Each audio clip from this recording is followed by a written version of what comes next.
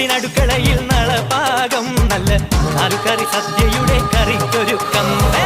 ഉപ്പേരി വറുത്തെടുത്തത് കുന്നോളം നല്ല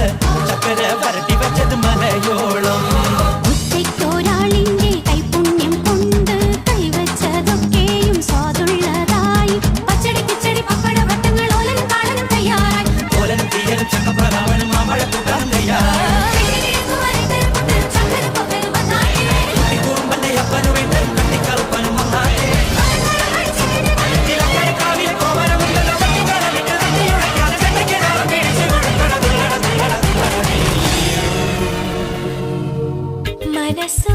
മനസ്സും